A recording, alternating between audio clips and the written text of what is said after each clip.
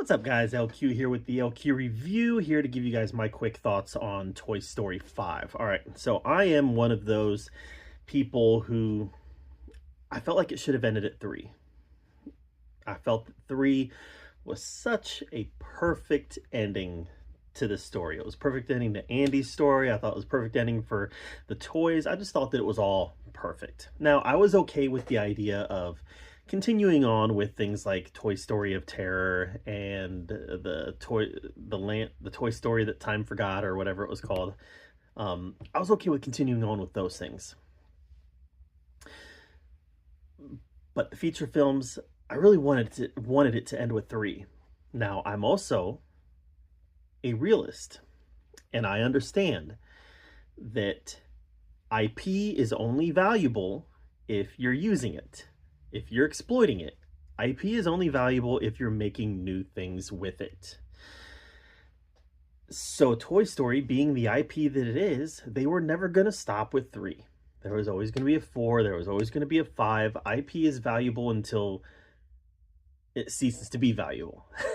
So eventually, the returns are going to get so low. I mean, theoretically, maybe not with Toy Story. You know, Toy Story's been doing pretty darn well. But theoretically, with IPs, you use the IP until the returns get low enough that you can't use it anymore. And then you reboot it, take a break, whatever, and then eventually you start using the IP again. Again, it's not valuable unless you're using it, unless you're making money off of it. So from that standpoint, I have no moral or ethical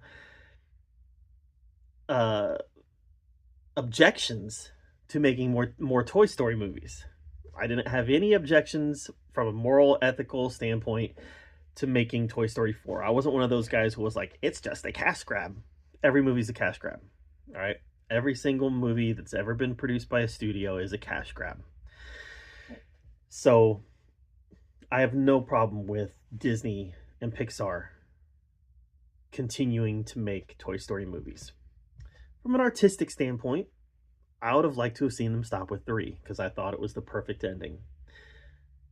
But I don't care that it's continuing to go. I don't have some sort of rage about it. They're gonna. They're gonna keep making these movies until they stop making money. I didn't care for 4. I really didn't. I didn't think 4 was very good. I think I saw it in the theaters, and then I think maybe I've watched it once since. I just didn't think it was very good, and it didn't stick with me. It didn't stick with me the way that 2 and 3 did. 2 and 3 really stuck with me. Now, 1 obviously is an important movie. It's one of the most important movies ever made. You really can't debate that. It's the first computer animated movie ever made. So incredibly important. But for me, the first one never really stuck with me the way that 2 and 3 did. 2 and 3 just always kind of really resonated with me. And then 4, like I said, I just didn't like it. I didn't like 4. And it's not because I liked 3 so much. I just didn't care for 4. I thought it was kind of boring. Like I said, I haven't really revisited it. I thought it was kind of boring. I liked Toy Story of Terror and the Toy Story that Time Forgot much more than I liked 4. That's how little I liked 4. So when 5 came out, obviously, I said to myself, well, I wish they would have stopped at 3, but they didn't. So they've already made 4, so what's it hurt to make 5? Maybe I'll like it, maybe I won't. And I'm happy to say I liked it more than 4. It's still not nearly as good as the first 3 for me. The first 3 are way up here. And then you got 5. And then down here you've got 4. So 5 is definitely better than 4. Not as good as the original trilogy. What I really liked about this one, though, is the exploration. And everybody knows what it's about. It's the exploration between screen time.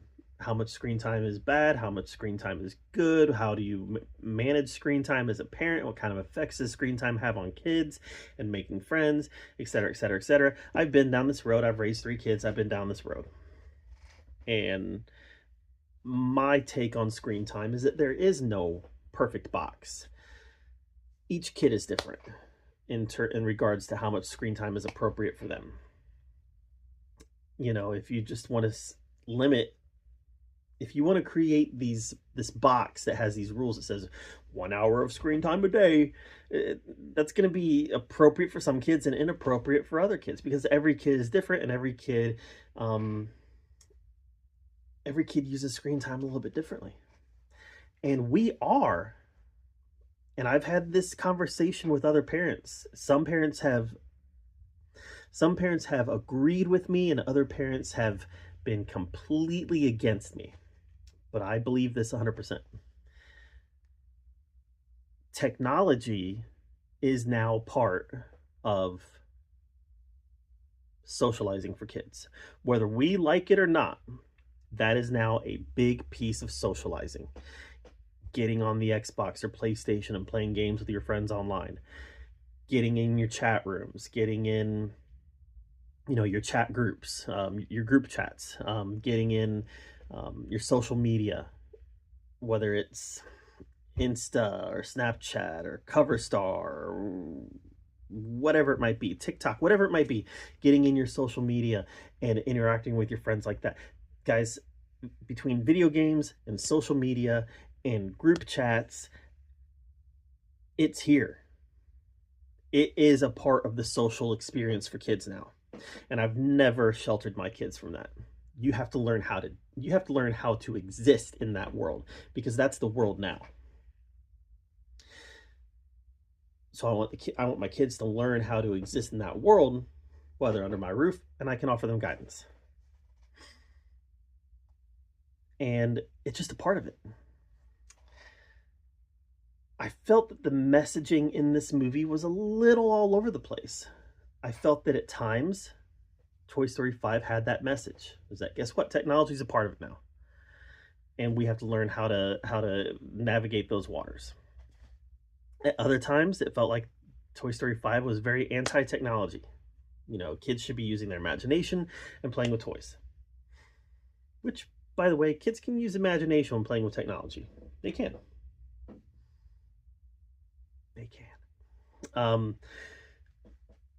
So at times it felt like Toy Story 5 was very against technology. At times it felt like it was very for technology. And at other times it felt like it fell somewhere in the middle.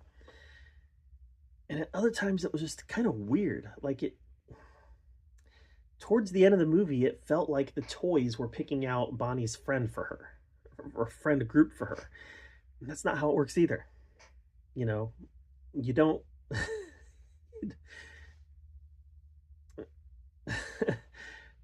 I feel like I'm having to say something that is clearly the truth, but I'm saying it. Toys don't pick your friends. And it felt like that was what was happening in this movie, was other people. Let's go ahead and give the toys sentience. All right, let's suggest sentience. All right, so other people are not going to pick my friends for me, just like the toys should not be picking Bonnie's friends for her. Friend making is usually organic, right? It's usually something that happens organically. And this movie, Toy Story 5, existed where it felt like these toys were trying to parent trap two kids into becoming friends. And I don't know, some of it just felt weird to me. But there was enough in here that was entertaining. There was enough in here that was funny. There was an army of buzzes that was really funny. There's enough in here that was funny and endearing that I can at least go positive on this movie, where I didn't go positive on the fourth one. I liked it. It was funny. It was a little weird. It was all over the place. The messaging was all over the place, and some of the thoughts that these Hollywood elites who are making this movie have on friendship, I felt like that was a little all over the place also. Or at least not consistent. Or at least, at the very least, just a little weird. Alright guys, I like Toy Story 5. It's nowhere near as good as the first three, but I liked it, and I liked it a lot better than 4. My ranking of the Toy Story movies is online now. It is on my YouTube channel. You can check that out. And let me know what you thought of Toy Story 5 in the comments below. Thanks guys.